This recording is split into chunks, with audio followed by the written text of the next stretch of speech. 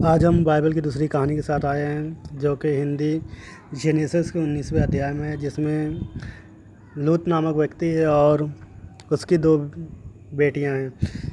लूत नाम का जो व्यक्ति था वो जिस जगह पर रहता था, सदोम में वो रहता था। वहाँ पे ऐसे बुरे हालात पाए जाते थे, या ऐसे लोग, इस तरह के लोग रहते थे जो आपस में मर्द मर्द के साथ जिना किया करते थे, हम बिस्तरी किया करते थे, सेक्स किया करते थे, जो गे टाइप के आजकल जिसे हम गे टाइप के लोग कहते हैं। तो वहाँ पे फरिश्ते आते, फिर यहोवा जो होते हैं वो उन लोगों को ख़त्म करते हैं, वहाँ पे पूरी को ख़त्म कर देते हैं, उस गांव को, उन लोगों को मार देते हैं जान से, क्योंकि वो लोग गए होते हैं जो यहोवा परमेश्वर के नज़दीकी लोग, बुरे लोग होते हैं, इस टाइप के लोग।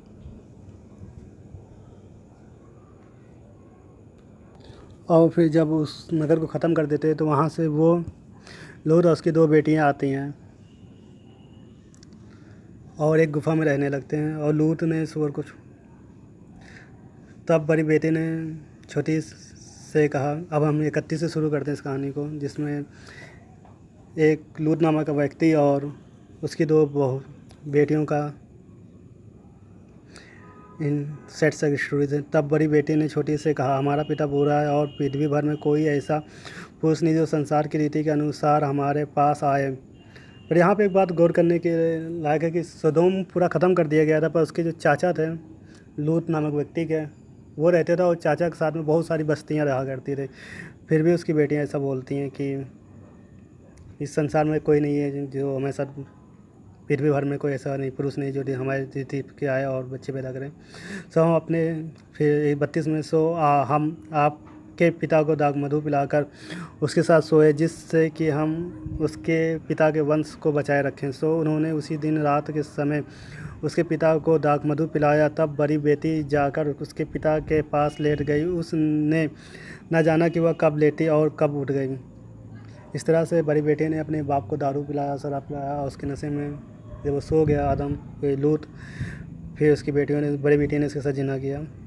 सो उन्होंने उस दिन भी रात के समय अपने पिता को दाग मधु पिलाया और छोटी बेटी जाकर उसके साथ लौट लेट गई, पर उसको भी सोने और उठने के समय का ज्ञान न हुआ। इस प्रकार लूत की दोनों बेटियां आपके पिता से गर्भवती हुई और बड़ी जनी, उसका नाम मोआब रखा हुआ। मोआब जाति का मूल पिता है। और छोटी भी एक जनी और उसका नाम बेबनी रखा हुआ। महमान वंशों का आस्था का पिता है। सबसे बड़ी बात यहाँ क्वेश्चन ये है कि जब गए लोगों को ईश्वर ने मार दिया, खुदा ने मार दिया, तो इतना गंभीर पाप जो लूत ने और उसकी बेटियों ने दारू पिला के किया, कैसे ईश्वर उसको छोड़ सकता है? ये तो अनएक्सेप्टेबल है और ना ही से कभी कबूल किया जा सकता है। हम यिर्मयाह में देखते हैं, यिर्मयाह अध्याय 18 में, यिर्मयाह अध्याय 8 में इसकी जो आयत है 8 यिर्मयाह 8 यिर्मयाह 8 में लिखा है, तुम कहते रहते हो हम यहोवा की शिक्षा मिली है अतः हम बुद्धिमान, किंतु यह सत्य नहीं है क्योंकि शास्त्रियों ने अपनी लेखनी से झूठ उगलाए।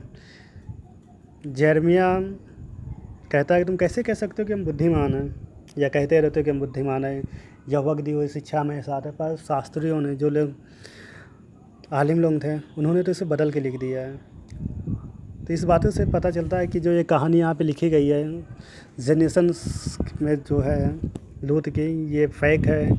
इसको बाद में लिखा गया, इसमें मिक्स किया गया। इसकी गवाही कुरान में भी कुछ इस तरह से अल्लाह सुब्हान तआला ने बताया है, सूरह बकरा का आयत नंबर 79 में।